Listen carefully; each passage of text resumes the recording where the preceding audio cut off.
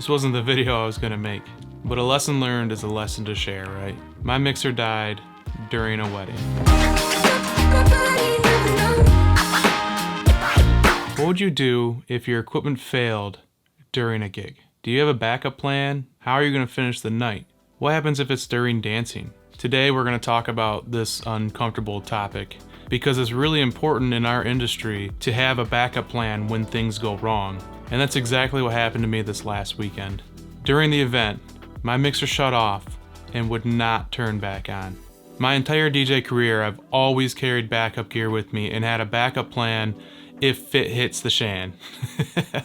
And I've been DJing since 1999, and I've yet to really need any of this equipment. I've had minor little things happen, but I've never had anything just shut off on me in the middle of a gig until this last weekend. Luckily, I was prepared this weekend and I had backup equipment. And here's what happened. I woke up like any other day, I had my stuff ready, it was raining outside, I was waiting to go set up. The rain ended about noonish, so I figured I'd head over and set up at that time. I pull up about 12:30ish, and it's like the hottest part of the day. It's gotta be 80 something degrees outside, and I am just sweating and burning up. I cannot get cool. So anyways, I set up my equipment. I go over to ceremony, I set up my ceremony equipment. The ceremony goes great. I take all my ceremony equipment and put it in my van, head over to the cocktail area. I have music playing and everything. And about maybe a half hour into cocktail, I was just starting to cool down and my mixer shuts off on me.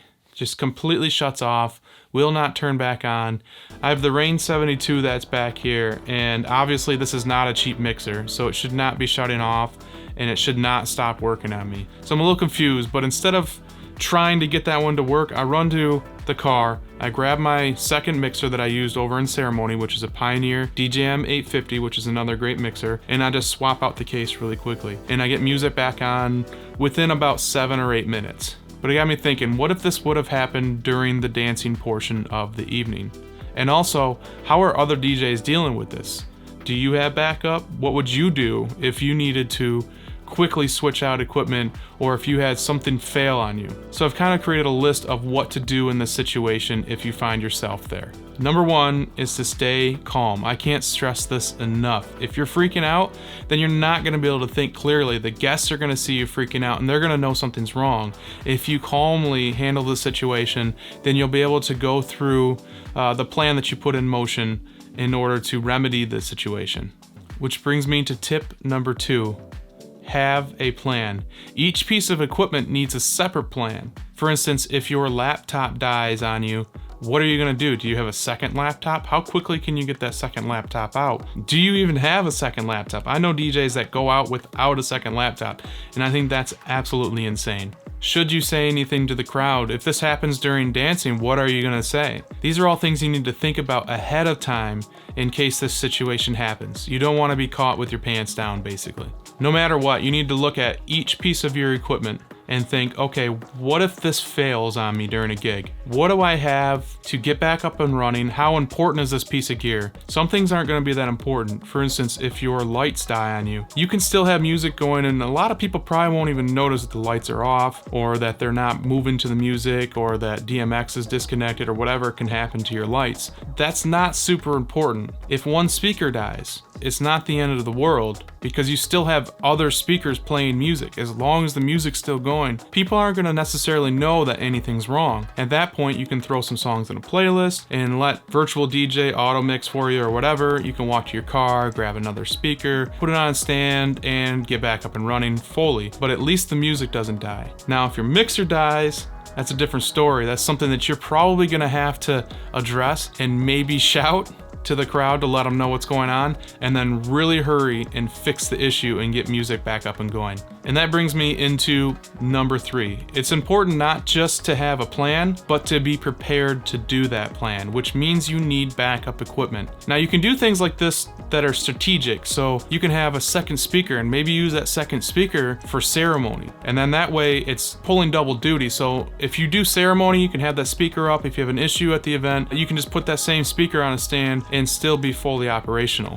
In my situation, I carry a second mixer case with extra microphones and everything in it that I use also for ceremony, but if something happens during reception, I can just quickly swap out without having to fiddle with microphones and cables and all that kind of stuff. The biggest thing while being prepared is to be able to swap out equipment quickly. That means that you shouldn't have a bunch of extra cables and things and adapters and stuff that you need to hook up in order to get back up and running. You should be able to just swap it out, 2 XLRs and a power cable, and then you'll be back up and running.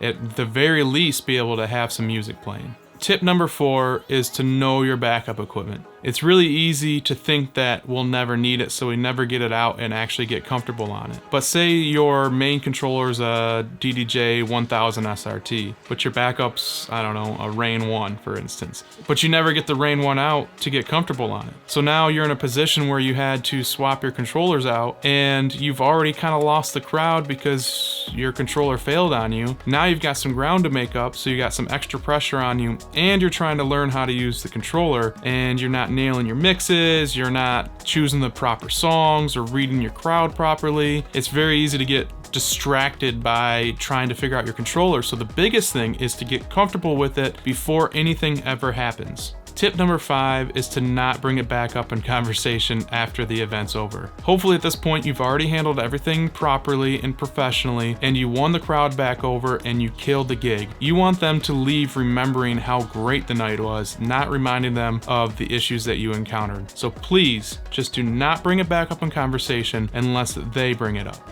Later on after the gig, I pulled my mixer out of my car and brought it inside to try to assess what had happened and see if I can figure out how to fix it. The mixer would get stuck on the loading screen, but before that, at the actual event, it was saying that there was an issue with one of the faders. And so I figured that maybe if I pulled the fader out, it will start back up. And sure enough, when I pulled the crossfader out, the mixer would boot back up. And so when I looked at the crossfader, it looked like what had happened was a bead of sweat must have dropped off of my forehead because it was like 90 degrees outside. And it must have dropped so perfectly inside of it that it shorted the crossfader out and made the mixer turn off. So I'm gonna find out today. I have a new crossfader coming, if that will fix my problem. I don't actually think that there's any other issues with the mixer since it'll boot up without the crossfader in it, but fingers crossed that that will fix it. But seriously, what are the chances of that happening? A bead of sweat dropping so perfectly in there and causing the crossfader to short out.